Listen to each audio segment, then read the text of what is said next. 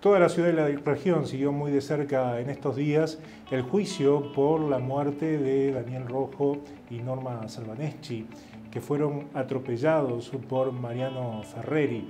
Esta sentencia, que para muchos parece exigua, 4 años de prisión efectiva, es a su vez una condena inédita para este tipo de hechos en los tribunales de la ciudad de San Francisco. Hablamos con el doctor Diego Castillo, el abogado que representó a la familia en la querella. Con él hablamos de las características de este juicio, de las características del hecho, de la posibilidad de la figura del dolo eventual que había pedido la querella y finalmente de lo que significa esta condena para los familiares del matrimonio muerto, pero también para el victimario y su familia. El flagelo social de los hechos viales y los siniestros que cuestan vidas en nuestra ciudad. De todo esto mano a mano con el doctor Diego Castillo. Estamos con el abogado Diego Castillo, gracias por acompañarnos. Gracias a ustedes por invitarme. Bien, está reciente el fallo por la muerte de Daniel Rojo y Norma Salvaneschi y una condena inédita en San Francisco. Sí, ese es el término. Es una condena inédita que ha sentado un precedente muy importante. Cuando a veces conversamos con nuestros familiares o nuestros amigos, parece que cuando uno ve la magnitud del daño, la pena parecería desproporcionada en cuanto a su escasez. Pero desde el punto de vista jurídico tiene un valor muy importante, principalmente entre aquellos abogados que hace mucho tiempo que hacemos derecho de tránsito y hemos visto en casos muy resonantes, incluso aquí en la ciudad de San Francisco, donde causa tras causa los resultados eran el otorgamiento de la probation o en su defecto en un juicio abreviado la aplicación de una pena de ejecución condicional.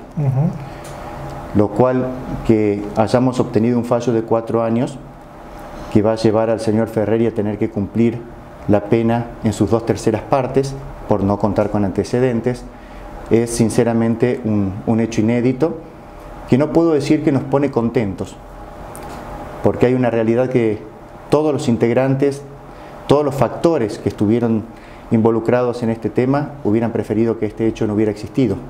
Sin dudas. Pero habiendo existido, entendemos que la condena es acorde a la legislación vigente que hoy tenemos en nuestro país. Por lo que dice, doctor, es un poco también la sensación que uno recoge en la calle, ¿no? Hay mucha gente que le parece exigua la condena y en esto teniendo en cuenta también cuál fue el planteo de ustedes como querella en la posibilidad de que se contemple esta figura del dolo eventual. ¿Nos explica técnicamente qué es lo que plantearon y la diferencia entre ese dolo eventual y el homicidio culposo? Voy a tratar de graficarlo mediante un ejemplo. Una persona sale caminando de entre medio de 2 vehículos, yo vengo circulando y la atropello. No hay ninguna posibilidad de que yo me haya podido figurar de que una persona a mitad de cuadra cometería la imprudencia de salir entre medio de 2 vehículos y yo atropellarla. Ese es un ejemplo clásico de culpa. El dolo eventual es una figura intermedia entre la culpa y el dolo específicamente. El dolo es cuando tengo la intención de causar un daño. Me armo, me determino a causar con mi vehículo un daño a una persona determinada.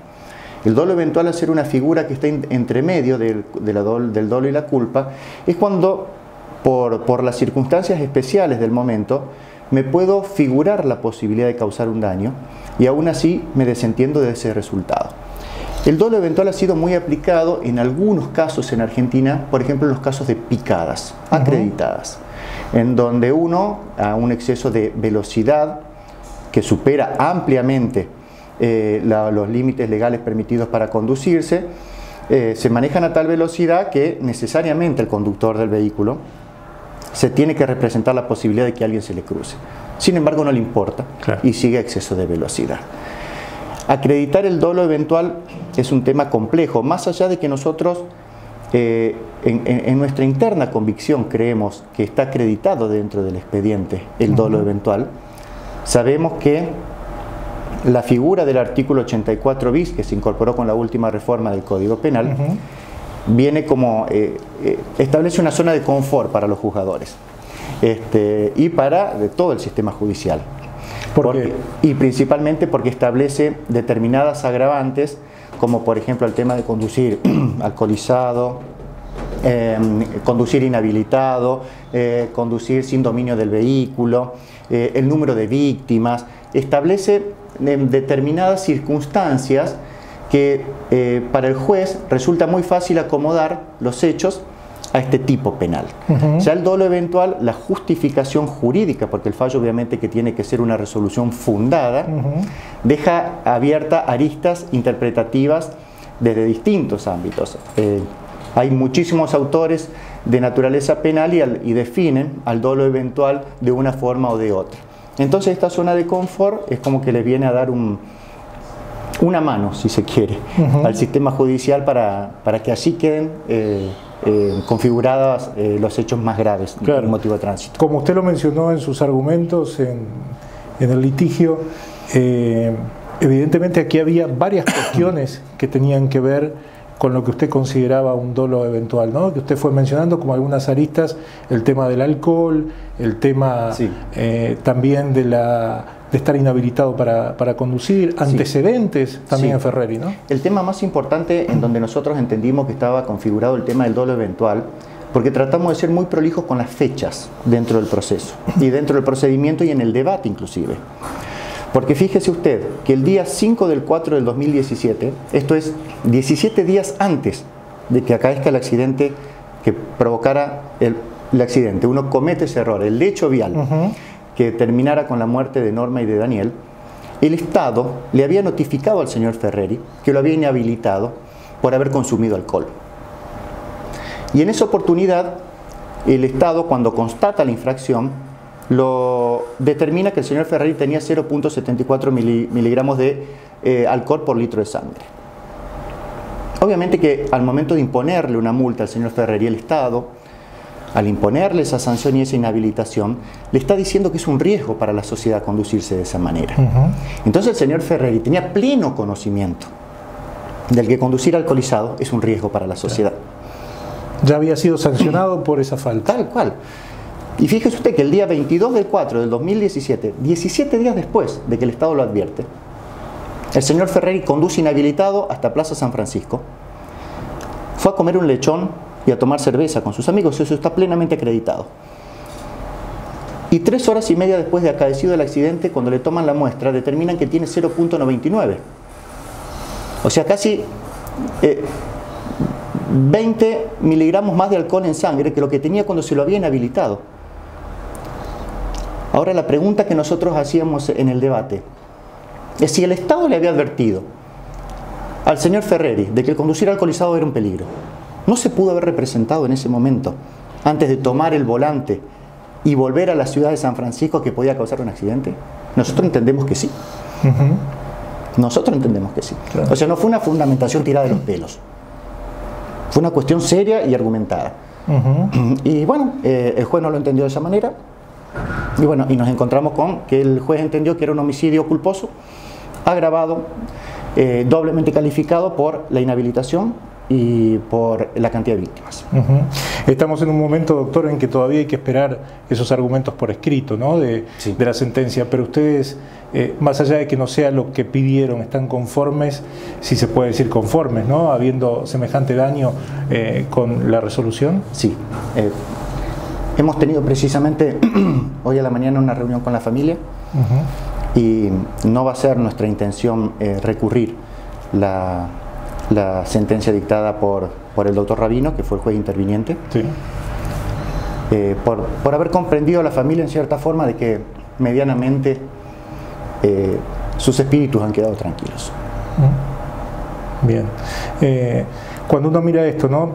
Tuvo mucha resonancia el caso por las connotaciones, este juicio, como decíamos, por una sentencia que es inédita, pero detrás de todo esto y más allá de la resolución judicial hay un drama social, ¿no? Que tiene que ver con estos siniestros viales, que tienen que ver con el alcohol al volante, que tiene que ver con la irresponsabilidad, que tiene que ver con los costos inmensos para una familia que pierde este matrimonio, a sus padres, amigos, familiares en general, incluso también para quien es condenado como victimario, ¿no? Por supuesto que sí, porque la onda expansiva que tiene un accidente de tránsito involucra un sinnúmero de factores sociales, a un sinnúmero.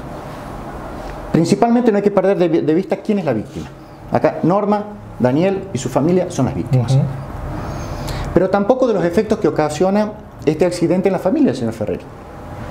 El señor Ferreri tiene una pareja, tiene familia, tiene un trabajo. ¿Qué va a pasar con todo eso? Entonces el tema pasa más allá de lo jocoso de tomar una cerveza y manejar. Porque en estos momentos es donde uno se arrepiente. Donde uno ve la gravedad de que cuando uno dice que el alcohol al volante mata. Mata y genera como un hongo expansivo, como una bomba atómica. Sí, sí, sí, sí. Y uno lo ve cuando ya tiene el problema encima. Sí, sí. La cuestión es verlo antes. De allí las campañas de concientización. Hay costos individuales, familiares, ni hablar en estos casos cuando hay víctimas fatales, pero también un costo social muy alto que tiene. Por supuesto, ¿no? que sí. En muertes, en la atención de la salud. Por supuesto que sí. ¿Y qué cree que hay que hacer? ¿Cómo se ven algunas políticas? ¿Son erróneas? ¿Están equivocadas? ¿Hay un camino? ¿Falta? ¿Qué falta? Yo creo que hay una cuestión de educación, pero no como una educación esporádica, ¿no? Yo creo que siempre algo es mejor que nada. Creo que las campañas de ir a un colegio y hablar sobre la cuestión del casco es importante, porque es mejor eso que no hablarlo. Pero ahora la educación es un proceso sistemático, constante, con contenidos que llevan de manera evolutiva a una persona a integrarse en una problemática. Y mientras nosotros no mantengamos, primero no reconozcamos el problema social que tenemos con los accidentes de tránsito. Eso es fundamental y es una cuestión de política de Estado. Una vez que nosotros reconocemos ese problema, necesariamente tenemos que ver de qué forma empezamos a educar. Y para empezar a educar tenés que empezar de chiquitito. Parece mentira lo que voy a decir, pero los hábitos de responsabilidad, de aprender a manejarse, los niños lo adquieren de chiquititos. ¿Y cómo lo aprenden? Con el ejemplo de los grandes. Vivimos en un mundo donde se sobrevalora el poder de la palabra y se subestima el poder del ejemplo. Entonces nosotros como padres decimos, no hay que pasar el semáforo en rojo, pero pasamos el semáforo en rojo. Y nuestro hijo, parece mentira, pero va a aprender más de lo que nosotros le mostramos, de lo que nosotros le decimos. Porque si nosotros decimos no a la violencia en casa y ejercemos violencia en casa, lo más probable es que ese hijo adquiera un hábito de la violencia, por el poder educador que tiene el ejemplo. Entonces los papás cumplimos una función esencial, los docentes y la sociedad toda, pero la incorporación de la educación vial en los colegios es una cuestión que urge. Y no es una cuestión menor, porque estamos hablando de la principal causa de muerte en Argentina de nuestros jóvenes. Sin duda. De 18 a 35 años. Sí, sí. Entonces, ¿cuántos papás hablamos a nuestros hijos de el sexo, de la droga, de las amistades, de las enfermedades de transmisión sexual? Y sin embargo, si juntamos todas esas causas, no le hacen ni siquiera sombra a la posibilidad de que nuestro hijo pueda morir en un accidente de tránsito. Y sin embargo no nos sentamos a hablar con nuestros hijos de que no pasen el semáforo en rojo. ¿Por qué? Porque no lo tenemos internalizado culturalmente. Entonces es necesario también que como padres tomemos conciencia de que hay un alto grado de probabilidad de que nuestros hijos mueran en un accidente de tránsito. ¿Y qué hacemos como papá frente a eso? Claro. Usted me dice, con la educación, ¿eliminamos toda posibilidad de que me pase un accidente de tránsito? No. Pero minimizamos considerablemente las posibilidades. Que eso es la educación. Seguramente. Minimizar las posibilidades de que algo malo nos termine pasando. Creo que es un camino largo, pero creo que también vamos en un buen camino. Hay síntomas. Yo creo que hay muchas cosas todavía por hacer, no solamente a nivel educativo, sino también a nivel por ejemplo, de la situación de la emisión de las licencias de conducir.